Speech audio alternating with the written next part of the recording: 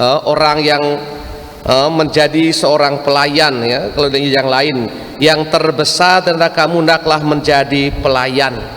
Apa itu besar dalam pandangan dunia?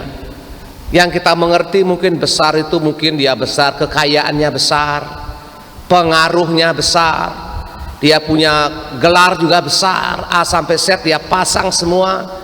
Misalnya Romo Komang MSc PhD, wih bangga, kita pasang di mana-mana, sampai di neraka juga kita pasang.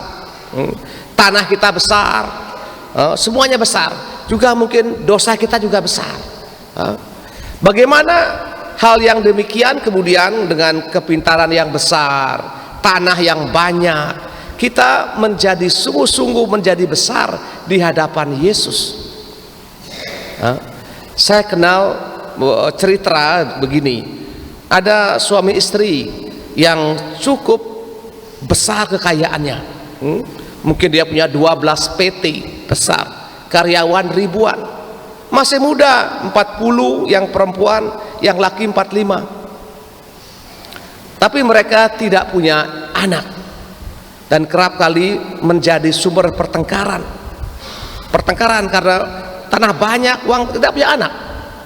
Satu kali sang suami agak mabuk, dia bilang begini, untuk apa kita punya banyak ini, tanah banyak, babi banyak, sapi banyak, juga mungkin kita punya perkebunan juga banyak, untuk apa tidak punya anak? Lebih baik kita cerai saja. Sang istri yang sering mendengar kata itu marah juga, dia emosi juga. Baik, kalau itu yang kau mau, kita urus segera, kita urus, kita cerai. Dengan syarat sebelum kita cerai, kita buat undangan resmi, undangan perceraian. Kita undang dulu semua orang yang hadir waktu kita nikah, dan setuju, silakan urus sudah. Tibalah saatnya dia akan undangan perceraian ini. Kata istri kepada karyawan semua, nanti karena suaminya suka mabuk, karena dia stres, ini dia terlalu mabuk, dan dia mabuk, undangan di hotel yang besar. Pesan istrinya, nanti kalau ada tamu datang kamu terima semua, bawa ke ballroom, ajak makan, selesai. Kemudian karena suaminya mabuk ini, sang istri, papah dia masukkan ke mobil, dia keluar kampung, ke kampung rumah istrinya, mertuanya, kampung jauh. Waktu dia mabuk ini, sang suami ini, dia mengatakan, istriku, apa yang kau suka kau ambil saja. Di brankas kita tuh ada 15 sertifikat dengan total 60 hektar tanah, kau ambil saja. Ada cek itu belasan miliar, kau ambil saja. Ada uang cash, uang Indonesia, uang US dollar, kurang lebih 15 miliar, kamu ambil saja. Karena tahu nih suaminya mabuk, dia diam, istrinya diam, tapi jengkel juga. Dia bawa ke keluar kampung, di rumah rumah orang tuanya, di rumah mertuanya ini. Dan dia tertidur. Paginya dia bangun, dia mendengar suara burung, ada suara apa, air ngerocok itu kah, apa nih air ngerocok itu ya? Di mana ini? Ini di rumah mertuamu. Kenapa kau bawa kemari? Tadi malam kau omong waktu kau mabuk, apa yang kau suka kau ambil. Saya suka tanah sekian hektar, uang sekian hektar, saya suka semua. Tapi saya lebih suka kau yang muka bodok ini, muka mabuk ini. Saya pilih kau karena pernikahan itu, karena peristiwa itu, karena kata-kata itu.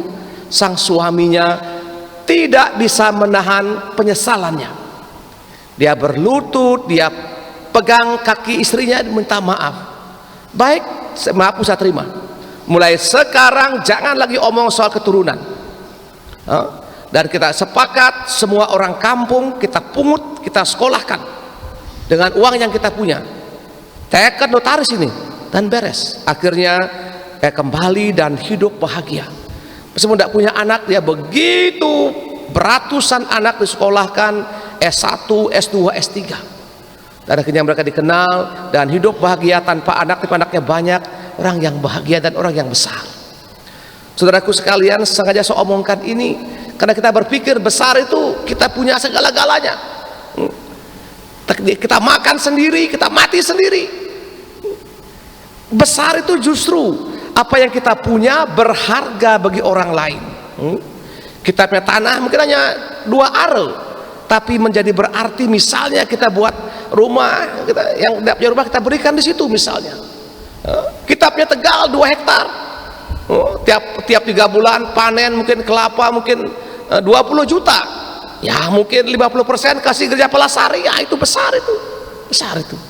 Itu kita tanggung anak-anak TK yang tidak bisa bayar SPP misalnya, dengan diam-diam datang saya bayar semua, beres. Itu kita buat, ya Tuhan yang tahu. Itulah orang yang besar.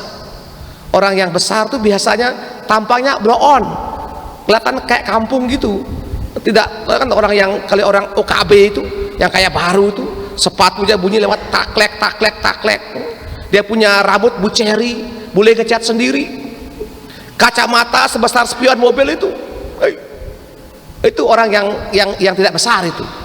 Semoga kita berani, ini adalah pilihan, memilih menjadi orang besar atau orang yang tidak besar di hadapan Yesus. Kita mohonkan keberanian untuk memilih dalam misa kudus ini. Amin.